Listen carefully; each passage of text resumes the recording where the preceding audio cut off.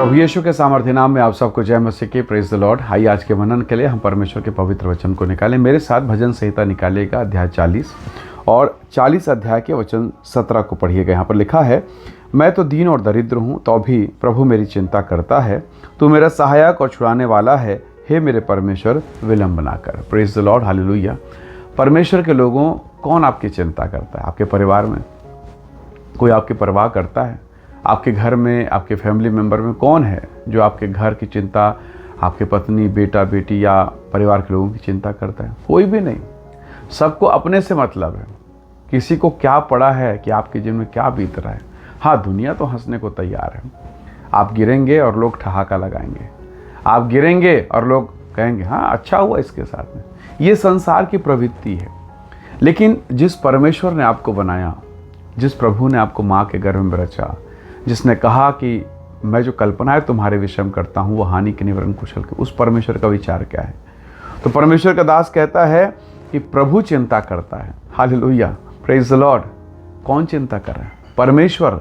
क्या आप कल्पना कर सकते हैं? कई बार आप निराश होते हैं, मन में तनाव, डिप्रेशन और बुरी बुरी बातों के कारण मन ऐसा लगता है कि प्रभु कोई नहीं जो मेरी परवाह करे, मेरी चिंता करे। पर वचन कहता है कि प्रभु चिंता करता है। और नया नियम तो एक बार फिर से कहता है कि अपनी सारी चिंता उस पर डाल दो, उसको तुम्हारा ध्यान है। तो प्रभु के लोगों, हो सकता है सब आपको छोड़ दें, परिवार, बेटा, बहू, घर परिवार, परिजन, कई लोगों की आपने सहायता की, वो भी शायद आपको छोड़ दे। लेकिन परमेश्वर का वचन कहता है, मैं जगत के अंत तक सदैव तेरे साथ रहूँगा। हालेलुया। कैसा अद्भुत वायदा है। और अगर उसने वायदा किया है तो उसके वायदे पर संदेह मत कीजिए। कई बार जब आप निराशा और पीड़ा के समय में होते हैं तो हमें संदेह लगता है, विश्वास नहीं हो पाता कि प्रभु अभी भी हमारे साथ है क्या? घर के माहौल ठीक नहीं है, परिवार का वातावरण ठीक नहीं, मेरी तबीयत भी ठीक नहीं, परिवार में बच्चे ठीक नहीं। कई बार संदेह होगा, क्या प्रभु हमारे साथ है क्या? तो परमेश्वर का वचन कहता है वो जगत के अंत तक सदैव हमारे साथ है। तो परमेश्वर के वचन पर, उसके वायदे पर भरोसा कीजिए। जब आप उसके वायदे पर भरोसा करेंगे, विश्वास रखेंगे, तो विश्वास के द्वारा परमेश्वर आपके जीवन में काम करेगा। दूसरे शब्दों में कहें कि जब आप विश्वास करते हैं तो आप मानो प्रभु के लिए दरवाज़ा खोलते हैं कि प्रभु आइए और मेरे परिवार को ब्लेस कीजिए। मानो आप कहते हैं, जब आप विश्वास करते, प्रभु आइए और मेरे जीवन में काम कीजिए। परमेश्वर का वचन कहता है विश्वास के बगैर परमेश्वर को प्रसन्न करना असंभव है, अनहोना है। इब्रानी 11:6 कहता है मुश्किल है, बगैर विश्वास हम परमेश्वर को प्रसन्न ही नहीं कर सकते। तो प्रभु के लोगों, चाहे आप निराशा में हो, कोई सुने ना सुने, कोई पूछे ना पूछे, स्वर्ग का परमेश्वर आपके और मेरी चिंता करता है। उसको आपका और मेरा ध्यान, उसने कहा तुम्हारे सर के बाल गिने हुए। हालेलुया। ऐसा कौन है जो हमसे ऐसा कह सकता है? परमेश्वर का धन्यवाद, एक प्रेमी पिता, एक प्रेमी परमेश्वर जिसने मुझे और आपको बनाया है।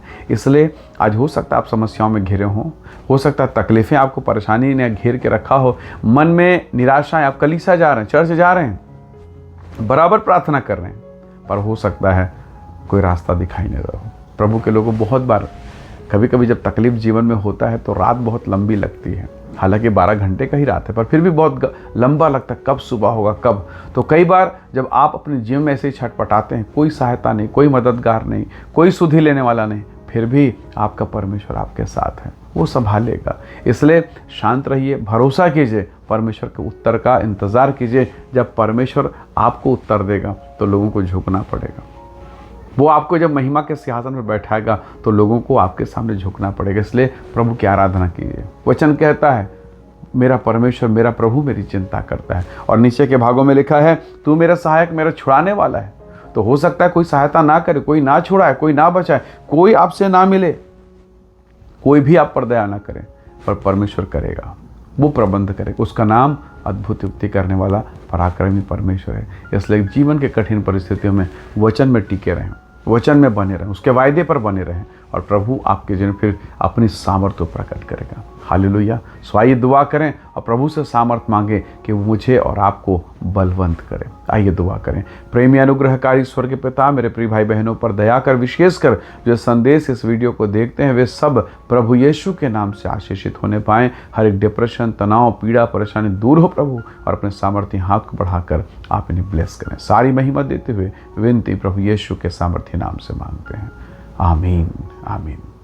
प्रभु आप सबको बहुतायत से आशीष दे। Praise the lord. जय मसीह।